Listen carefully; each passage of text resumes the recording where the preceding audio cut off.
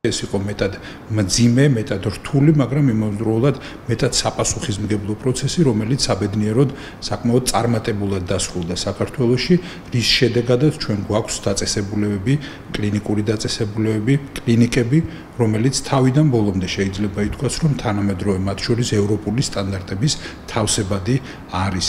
Am პროცესში იყო ჩართული პრაქტიკულად აქტიურად ყველა ის საერთაშორისო მააკრედიტებელი დაწესებულება, რომელიც გამოირჩევა ძალიან მაღალი სტანდარტების ქონით ამ თვალსაზრისით, რომელთა მიერ განსაზღვრული სტანდარტები არის პრაქტიკულად მეტყველი იმთავითვე აპრიორი მეტყველია ძალიან სერიოზული ხარისხის სამედიცინო სერვისის. ვფიქრობ, რომ ამ თვალსაზრისით ეს არის დიდი გამარჯვება ჩვენი ქართული ჯანდაცვის სისტემისა, რომელიც რა თქმა უნდა გაგრძელდეს მომავალში და მუდმივად ის ფეხს უნდა უწყობდეს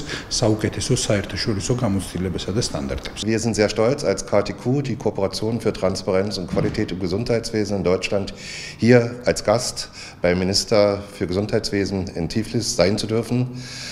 Mit Befehl aus dem Jahre 23 wurden wir beauftragt, im Auftrag des Ministeriums Zertifizierung im Gesundheitswesen in Georgien durchführen zu können.